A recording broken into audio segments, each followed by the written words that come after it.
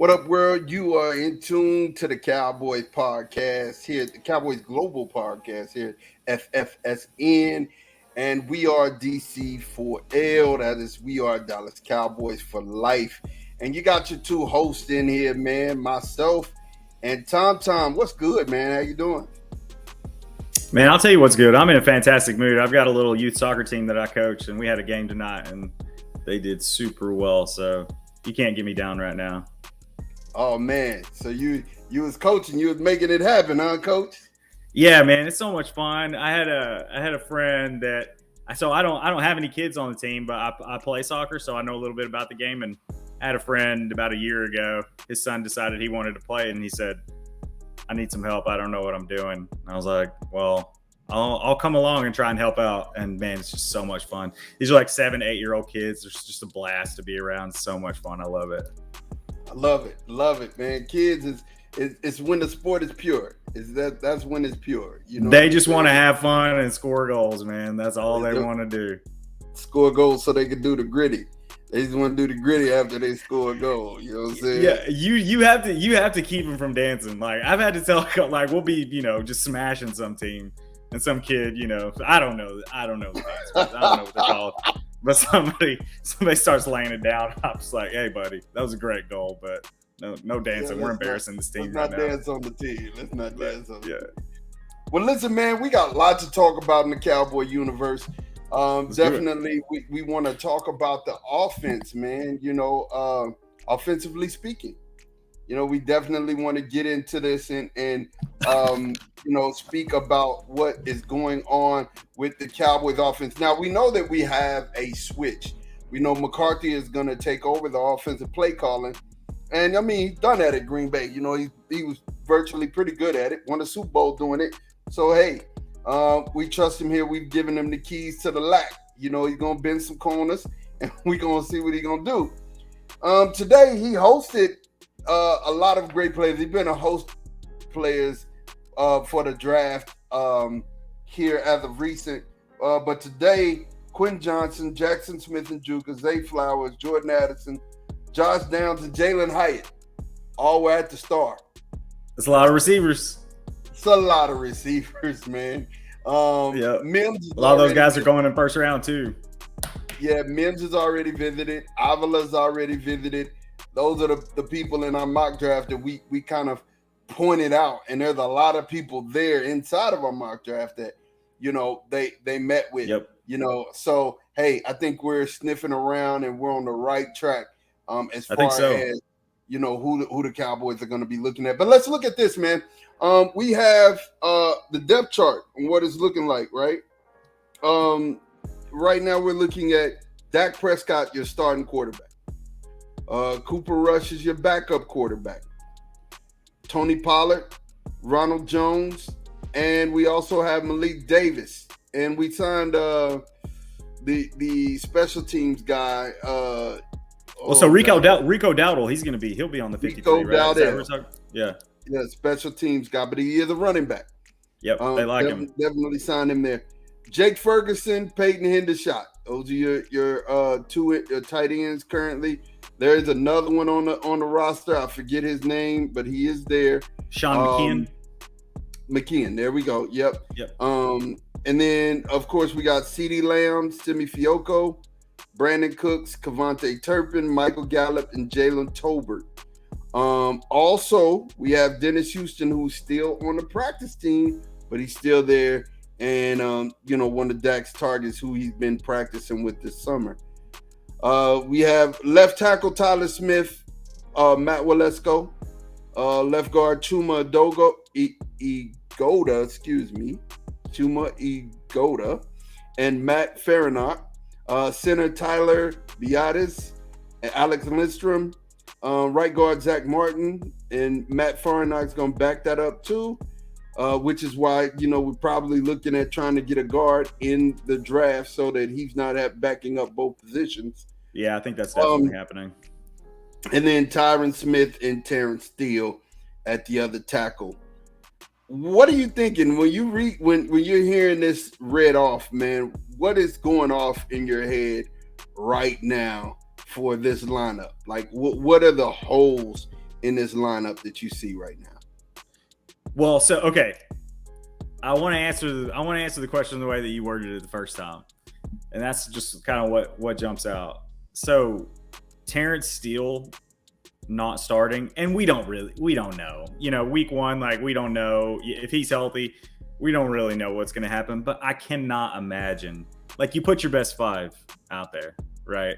And I know that, long term, Tyler Smith is your left tackle, right? And we don't know, can we depend on, Tyron to stay healthy? Like, ultimately, what it might look like week one is, Tyron's hurt in camp, or, maybe early in the season, Tyron gets hurt and Tyler Smith, is playing left tackle, and Igota's playing, left guard, and Terrence Steele, is back at right tackle.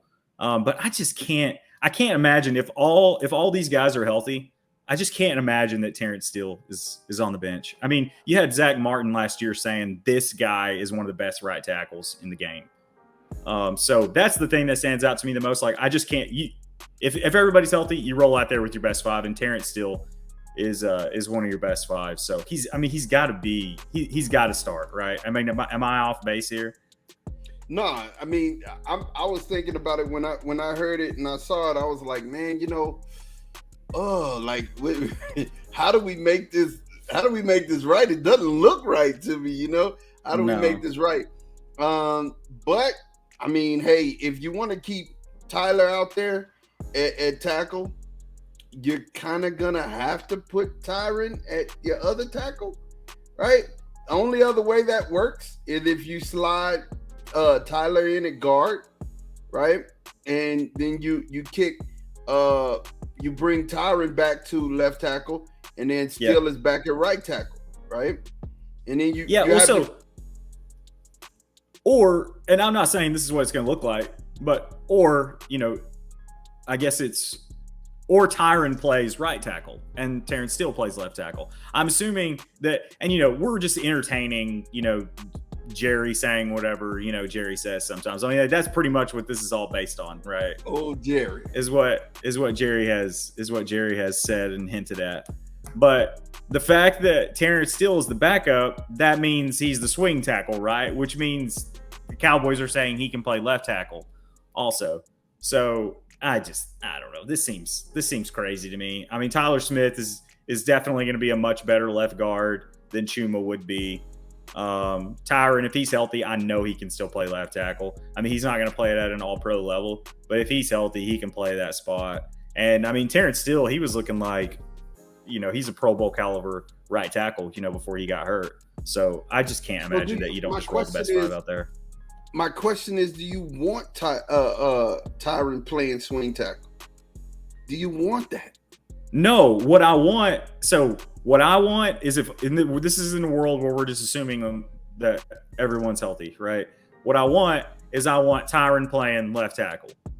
Okay. And maybe I'm just the only Cowboy fan on earth that's not yet realized that Tyron can't play anymore.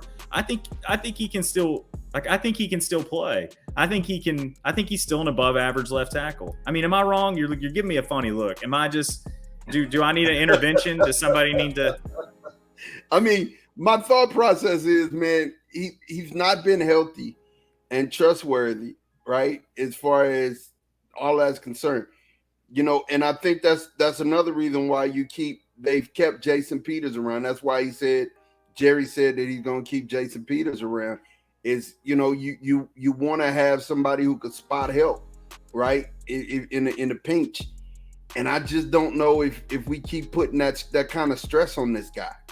You know what I'm saying? I just don't know. You can't turn him into a guard, right?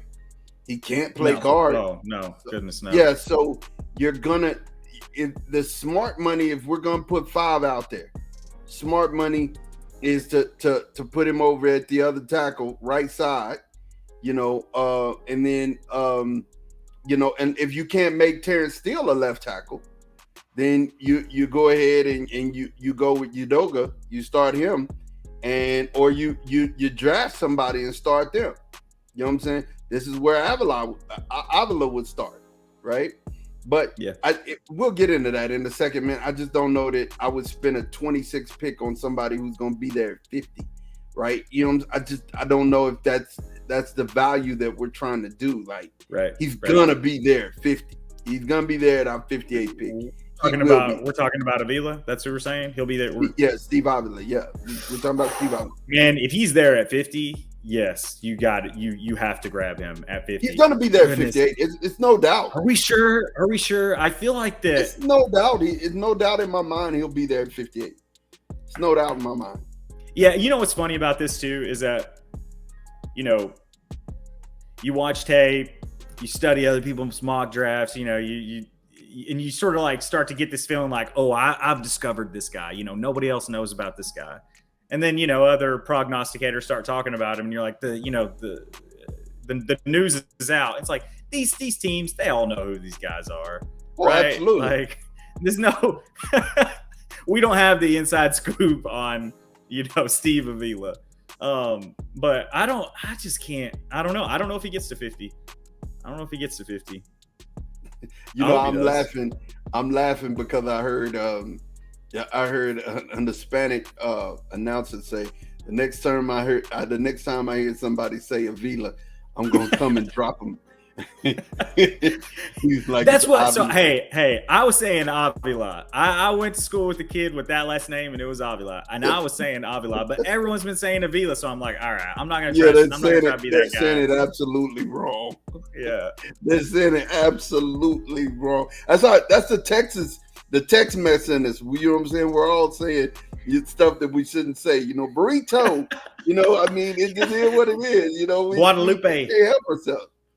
We can't help ourselves, But yeah, so Tom, I just don't know if Tyron is 80% of Tyron. So that's the thing. I say we started, bro, and we start like this and see what happens. And get this, how he's not going to be on the pitch count with Terrence Steele? I don't know. You're saying you think Terrence Steele might be on a pitch count? Tyron. Oh, Tyron. Tyron may start the game, but come out and Terrence Steele come in. I mean, I think whoever you're running out there, you're saying this is our guy, and until he breaks down, until he gets injured or whatever, like that's your guy. I don't think you don't see that a lot, right? Like guys splitting time or. We did kind of do that this last year, man. We did it, and it was effective. It worked. I mean, we'll get into let's dive into these numbers. Average score per game, man. 31. We averaged 31 points a game, right? But let me talk about what I wanted to talk. Dakota was sacked 33 times. 33 times, 17 games. What's that per game? That's about 2 a game, a little under 2 a game. Yeah, okay. All right.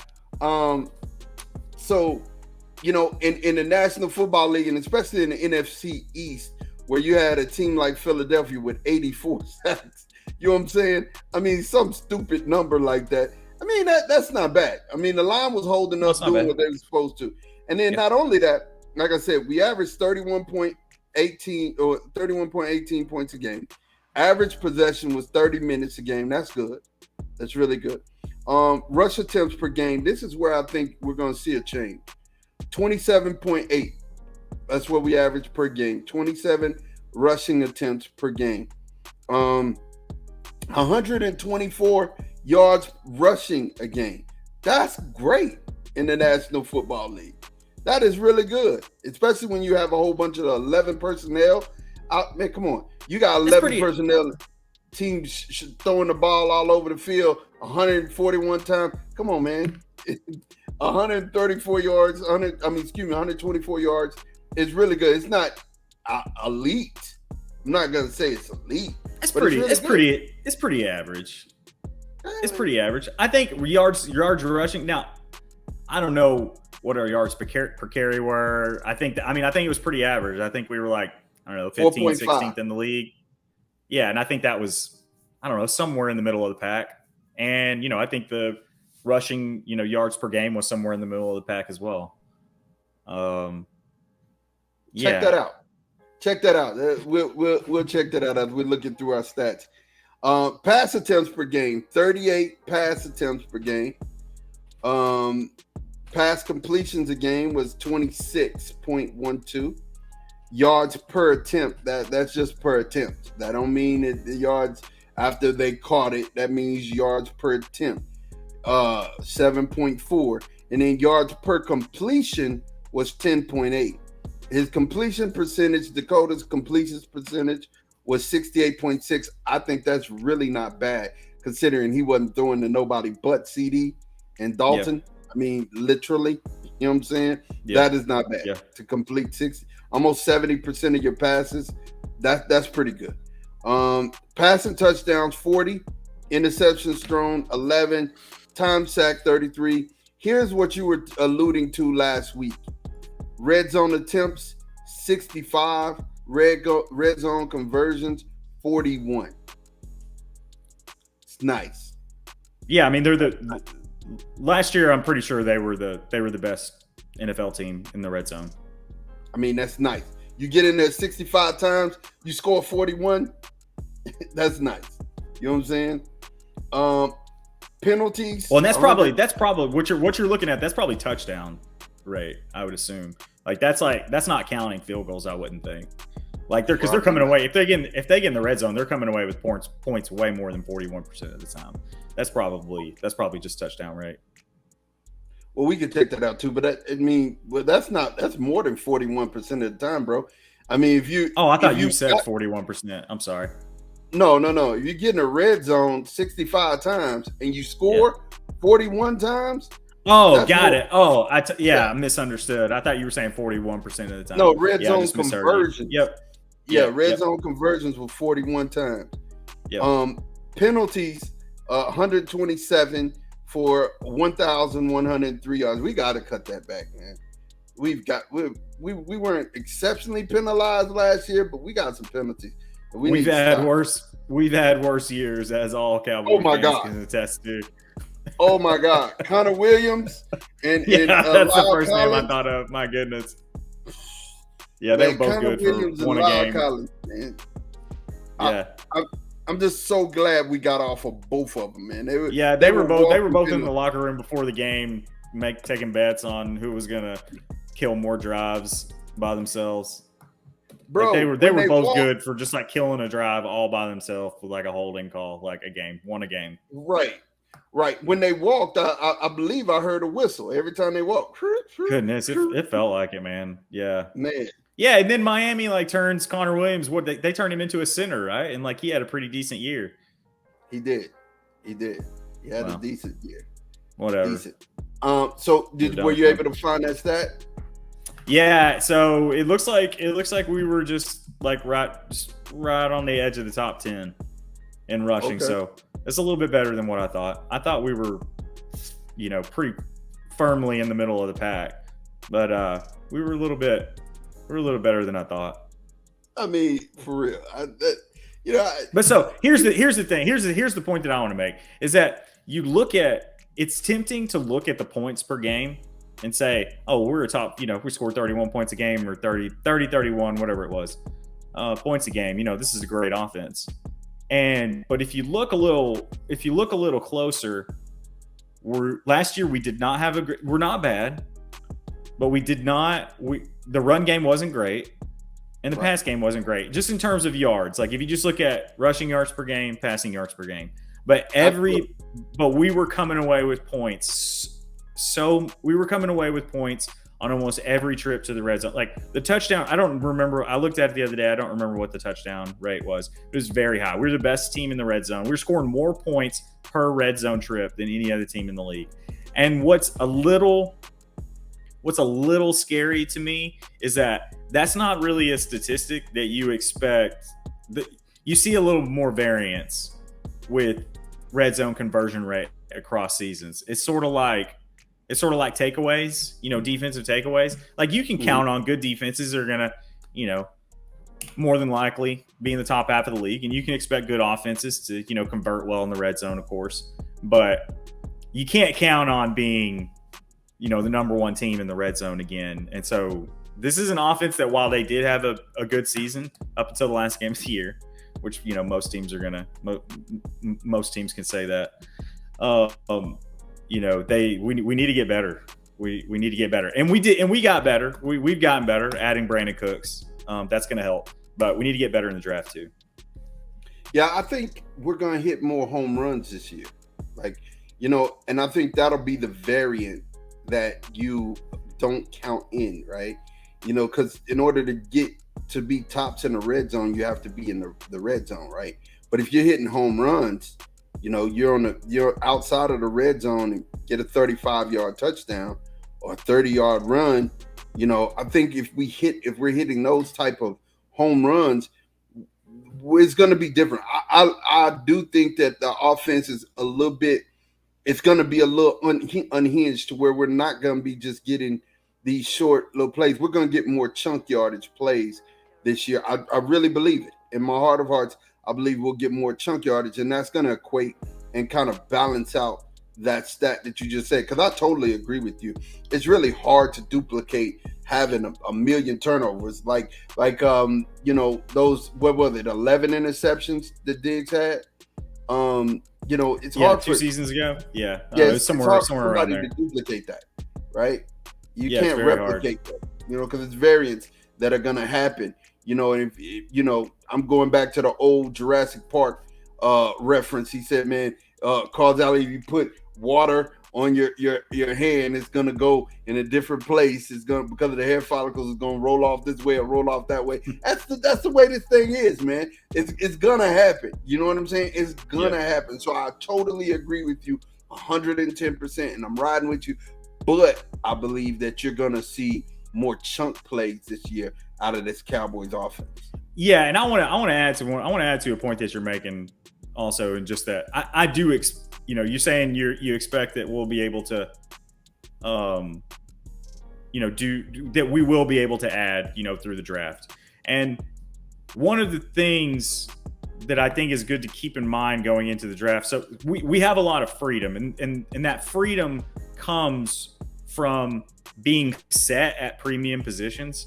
You know, you can look and say, oh, well, we're picking at 26. You know, we're going to be picking in the latter half, you know, in the late part of every round. You look and say, you know, we got the 26th pick. That's 25 teams picking in front of us. So many of those teams that are picking in front of us, they need a quarterback. They need a number one receiver.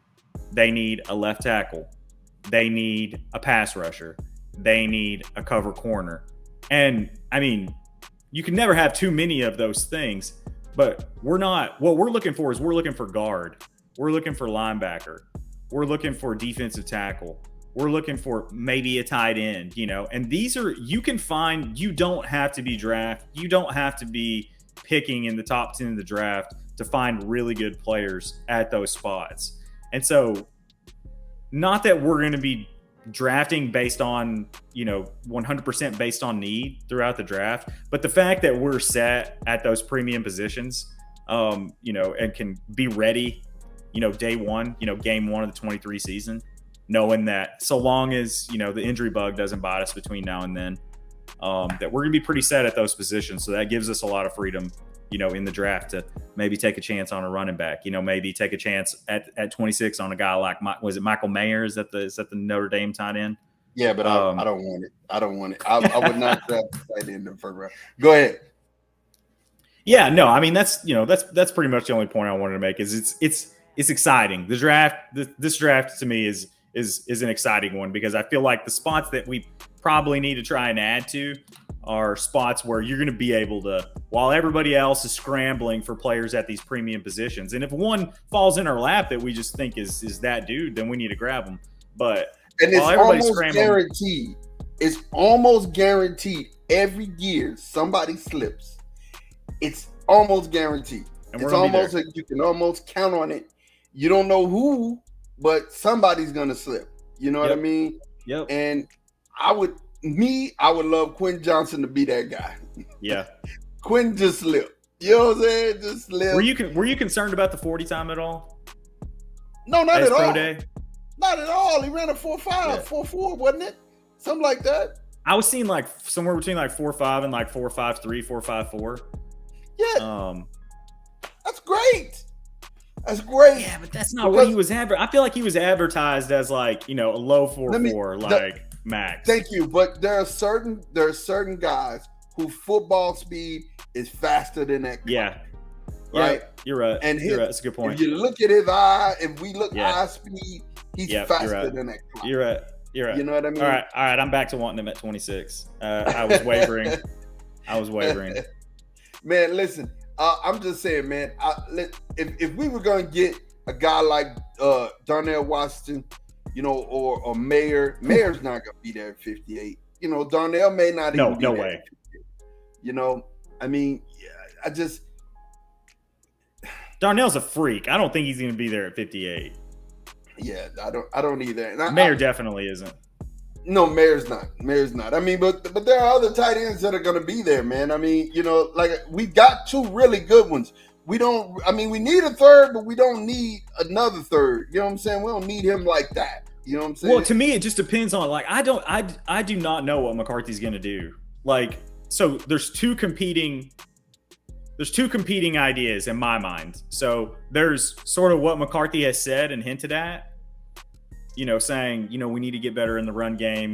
Defense is our strength. We need to do a better job, possessing the ball. We need to do better in, time of possession. And I don't know if this is sort of a change in philosophy for McCarthy or if he's just kind of paying lip service to Jerry, because that's what Jerry wants.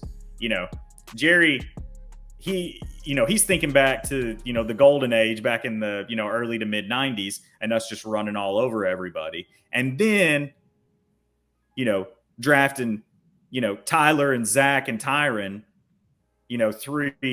all three of those guys within 4 years and getting Zeke. And then, it wasn't anything on the level of, 90s Cowboys, but that was a great running game. And I know Jerry is thinking that's what we need to get back to. So I don't know if McCarthy has bought in and that's truly what he feels like needs to happen, or if he's just kind of paying lip service to Jerry, or maybe something else.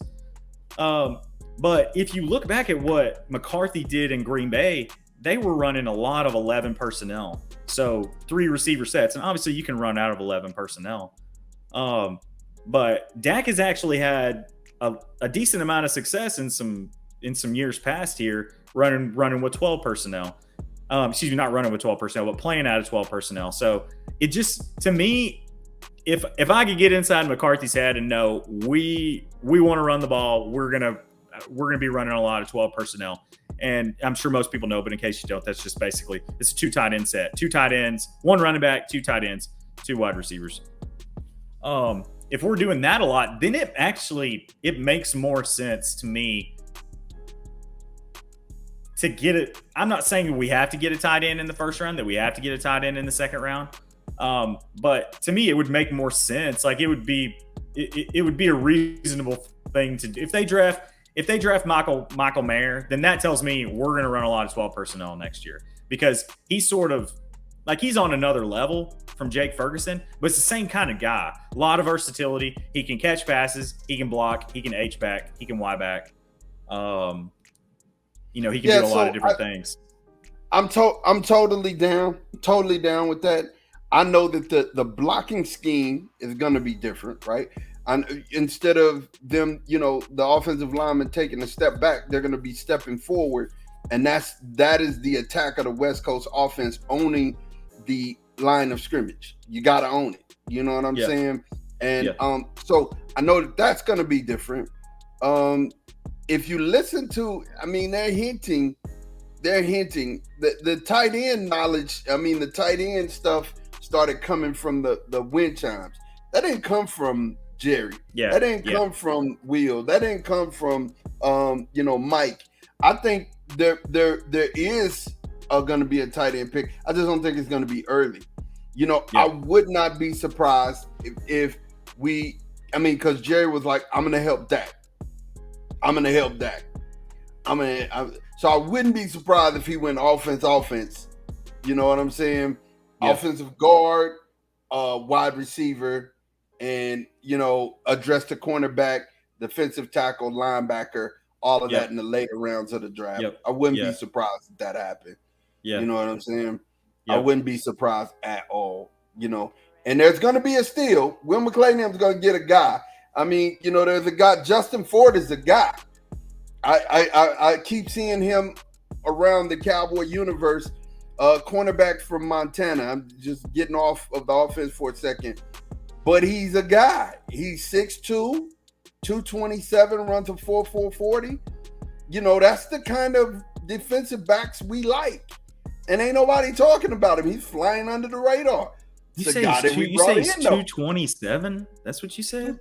6'2", 227. This is a cornerback? Cornerback. Yes. That can't be right. This dude can't be. 6'2". Right, Look it up. I'm fact checking you. You're getting fact checked right now. Fact check me. He's 6'2". I think Combine may have had him at 6'1", but he's 6'1", 6'2", 227. The guy can fly.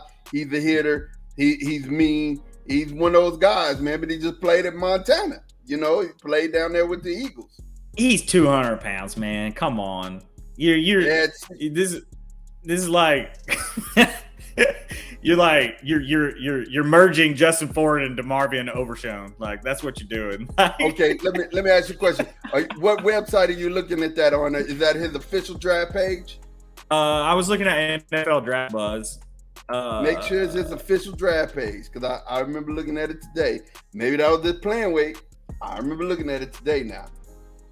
All right. So official draft page? What do I like? Where you find that at? It'll say, because it'll have his 40, it'll have his combine height. Yeah, no, this well, I mean, like, this has his 40 and stuff. I usually go to NFL Draft Buzz. It's got his 40, 4'5", 140, 6'2". It's got him 190 here. Somewhere else I saw that he was 200. It can't be 237, Vic. I mean, like, that's... No, I didn't say 237. I said 227, like the old... Oh, okay, yeah. Sorry, 227. Still, though, like, that's a big safety. Like, it's a big guy. I mean, maybe you're right. Maybe you're right. It's a big guy. But look, I'm just gonna say there's steals like that in the draft. There's steals like that in the draft. Things that will come up and we'll be able to catch and we'll be able to get. And while we're talking offense, man, I just need to know from you. Do we see Dakota get better? Does he get his name Dak back? Does he really get better than, or do you see him ducked? I say he doesn't have to get better to get his name back, because I think I know you keep hearing people say this over and over again, and I know we want somebody to blame. We turn the Cowboy game on, the offense is stagnant, and we want somebody to blame. After the 49ers game, you know how I felt about it. I was done. I was saying, I'm done with Dak. We're not paying him. He's making $45 million a year, $40 million a year, whatever it is. He needs to play like an elite quarterback. And then I settle down a little bit and come back down to earth. He didn't have anybody to throw the ball to other than CD. CD was the only guy who was getting open. Dalton Schultz is pretty, is a nice little tight end too. But as far as receivers, you got to have receivers that can get open. Yeah, T.Y. Hilton. T.Y. Hilton was on the couch for basically the entire season. And I appreciate what he did, coming in here and helping out. But it's T.Y. Hilton, Michael Gallup, and CD Lamb. CD Lamb's the only one getting open out of that group. To me, you look at the 3 previous years, and I know he was hurt during some of that, and I think it was like somewhere between 35 and 40 games that he played over the previous 3 years. I think it was. You might want to fact check me. Something around 40 games. He averaged 300 yards per game passing, and everybody knows that before this past year, he did a really good job taking care of the ball too. And even this last year, a lot of it was tip balls and things like that, like just kind of freak things. I'm not saying that he took care of the ball as well as he had in seasons past, but that wasn't all on him. Dak is a very good quarterback. He is not Pat Mahomes. He's not. You don't have to have a Pat Mahomes to win. You got to have a good one, and Dak is a good one. So, yes, I think that we got another guy that's going to get open in Brandon Cooks for him to throw the ball to. And I think that we need more. I think we need to add a guard. We need to add a running back, whatever. We need to add some guys that can contribute this season, in the the draft. But to me, if you put this offense out on the field right now, it's a better offense than last season, and you see quote unquote old Dak. It's the same Dak. It's just they got to have guys to throw the ball to. So yes, maybe he gets a little better, but he doesn't have to. He'll have his name back. He'll have his name back. I love what you just said. I love what you just said. Dak Dakota does not have to be Pat Mahomes. He just has to be serviceable. He has to be good, and he has to stay within inside of the offense. That's it. He doesn't have to be this top tier elite quarterback slinging it all over the place. He just has to be good. And then again, to add to piggyback your point, you got to have somebody who's creating separation. That being said, my next question to you, does Michael Gallup return back to form? I don't think that he is as bad as he was. I think it's somewhere in between what he was last season and, in healthy seasons past. I don't think we're going to see old Gallup ever again.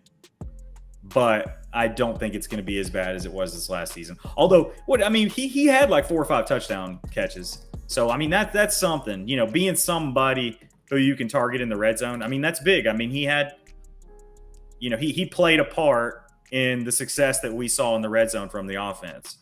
But we need more from him, because it doesn't look like we're going to add doesn't look like we're going to add anybody through free agency or trade or through the draft that's going to be able to just go out and take that spot as a wideout. Michael Gallup is playing a different position. CD plays some out wide. Brandon Cooks plays some out wide, but those guys, they're going to get a lot of time in the slot. Michael Gallup, he's one of these guys. He gets out there. He needs to be able to win deep, right? He needs to be able to beat guys, on a go. And I don't know if he's going to be that guy, but we need him to be. Definitely. We thank you guys for watching and rocking with us here again and listening to us on the FFSN network here at the Cowboys Global Cast. We are DC4L. We are Dallas Cowboys for life. For myself and for Tom, we will holla at you later. Peace.